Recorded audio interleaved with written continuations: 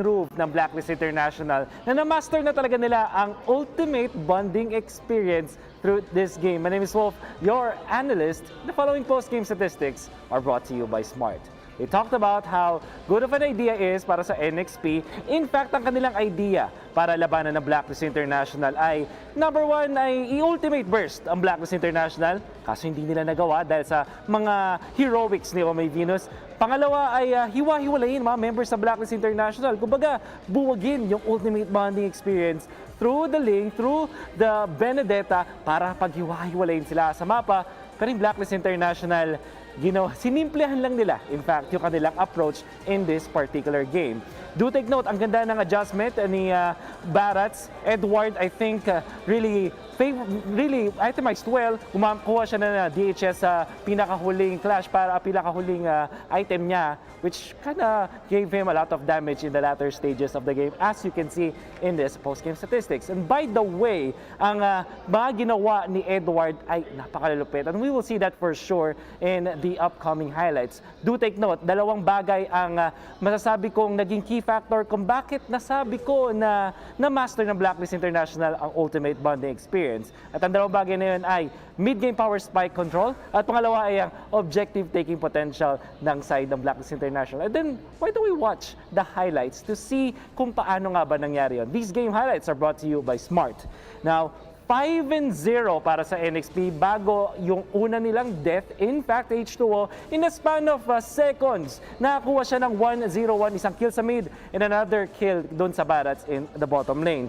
From then on, makikita na natin ng NXP ang kanilang priority ay hiwa-hiwalay yung mga members ng Blacklist International, i-pick off sila at i-try i-outplay. In fact, si Renny J nga dito makapag-outplay pa kay Oheb. This is looking really good para sa side ng NXP. With a wonderful start at however, para sa the Blacklist International, sabi nila, objective taking lang. Edward, what a play going into the backlines para i-control si Renny J. I think yung unang anim na paggagamit ng ultimate ni Edward ay tatlo doon na kay Renny J. And that was so impactful. Makikita naman natin na isolate nila si Yawi doon sa may backlines sa second turtle take ng laban at si Wise ay nasustain ni Omay Venus. So yung pag-flank ni H2O ay hindi naging effective.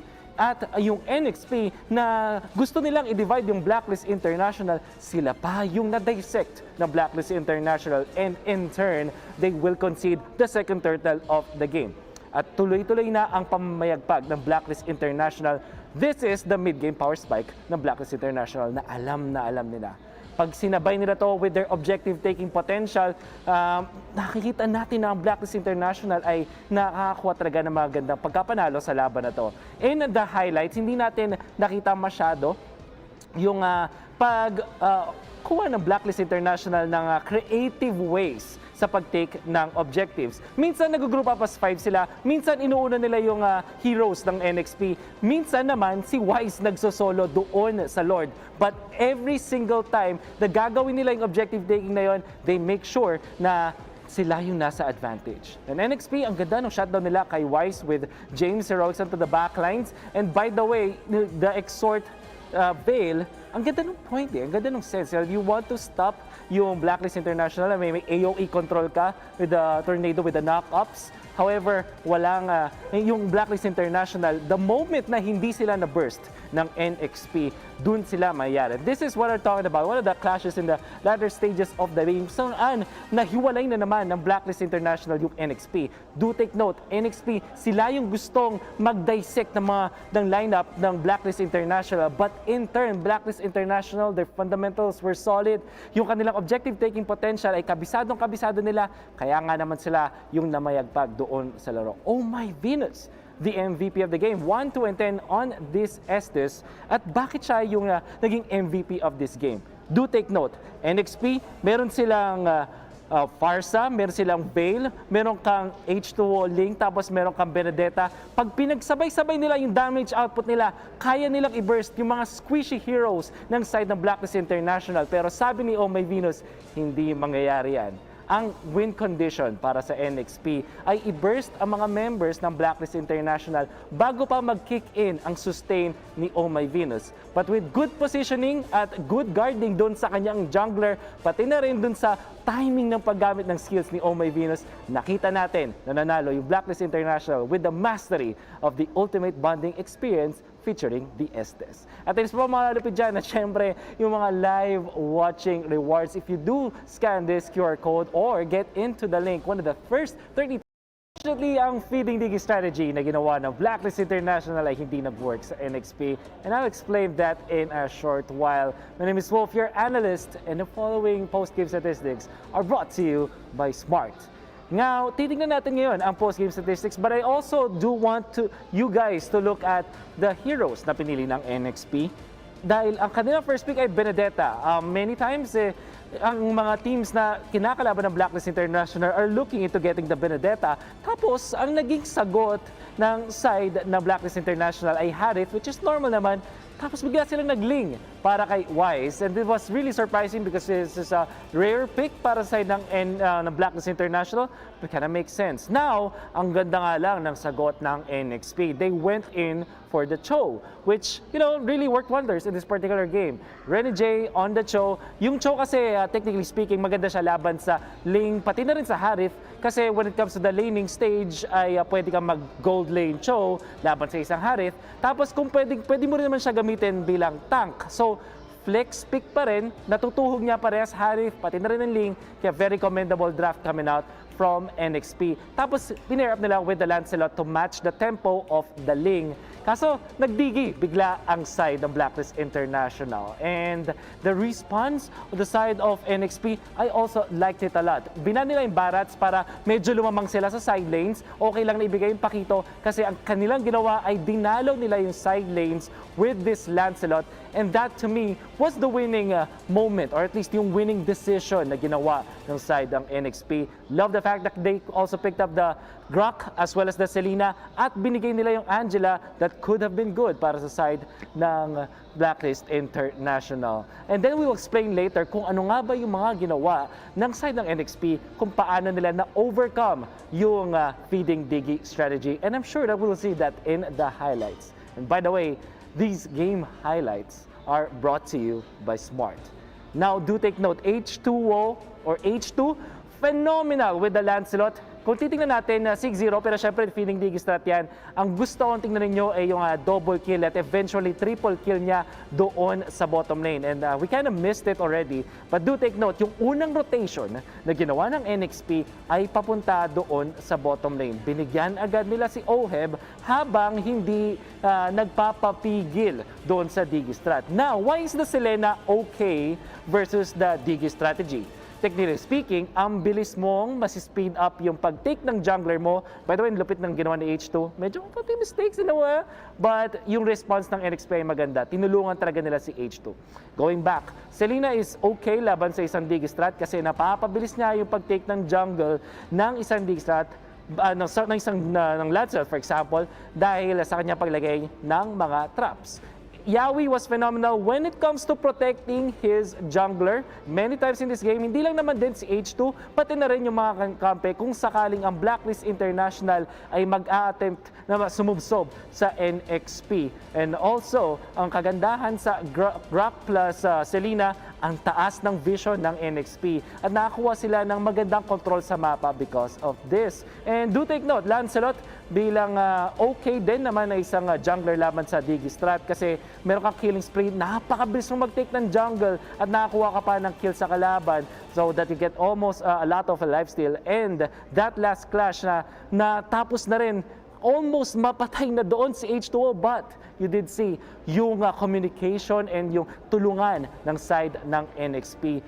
16-0 and 7. Let's just say na majority of this ay dahil sa feeding digi strategy, but nevertheless, ang MVP performance ni H2 in this particular game ay hindi natin pwedeng i-disregard. Una, yung ginawa niya sa bottom lane na pagdalaw para mabigyan agad si Oheb. Pangalawa, yung kanyang tempo control of the game.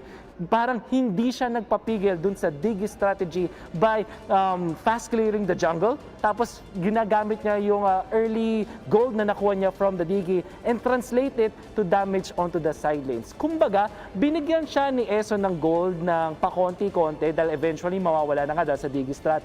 Pero ang ginawa niya, tinake advantage siya pa yung early boost in gold para bigyan yung mga side lanes ng side ng blacklist. But then again, isa pa sa mga pinakamalupit na bigayan dito sa ating laban ng live watching rewards. Do take note that if you scan this QR code or go into this link na meron tayo, meron kayong chance na manalo ng treasure box na may skin worth 599 diamonds. Now, will this be yung mga nangyari sa laban na yun, pakasa muna natin kay Wolf.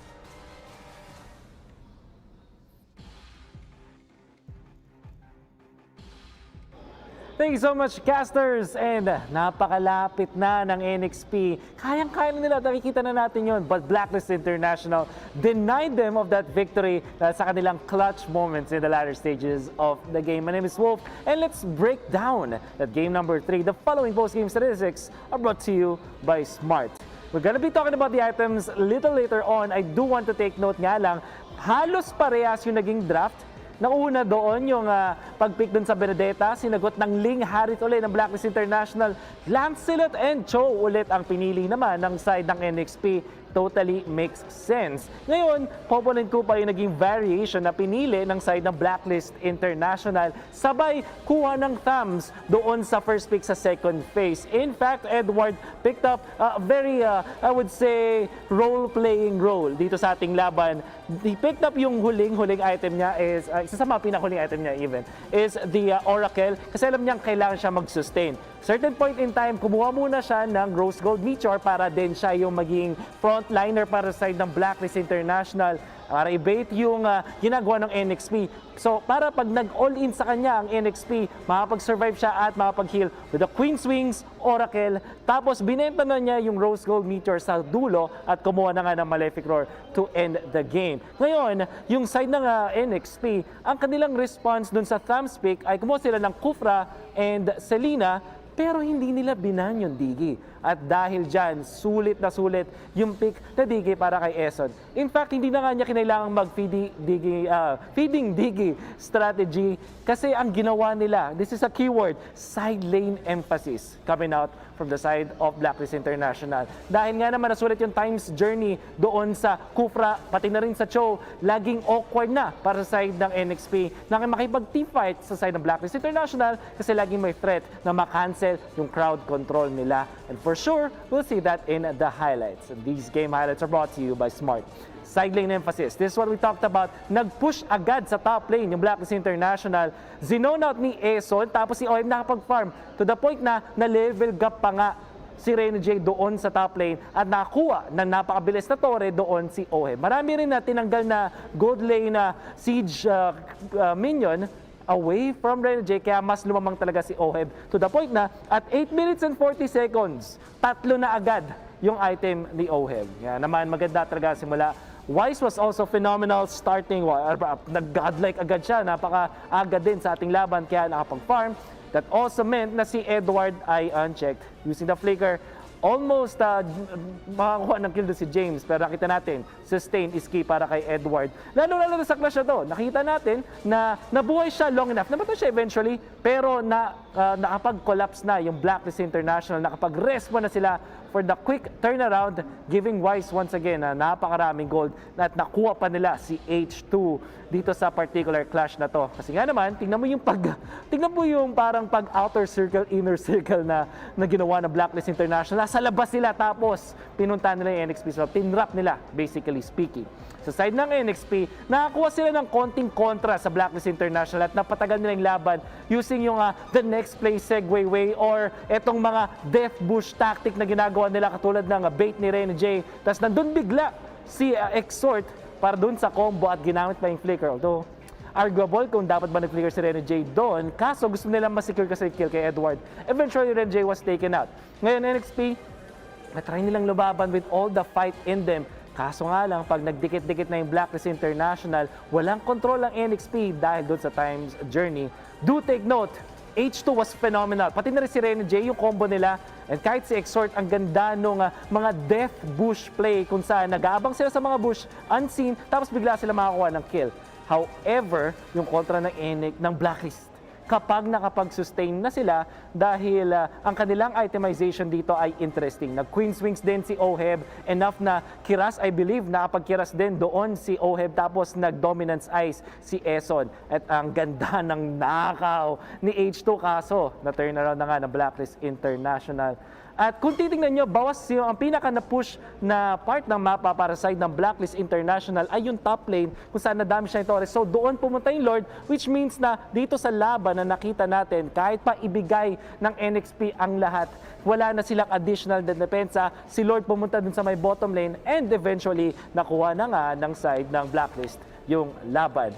MVP of the game is Edward. 5-3 and 10, damage taken 139,000, almost 140,000 na sa kanyang itemization. At certain point, Molten Essence muna siya bago siya nag-damage item. Tapos bumalik siya sa Oracle, bumalik siya sa Rose Gold Meteor. Ang kanyang goal talaga ay tangkihin yung damage ng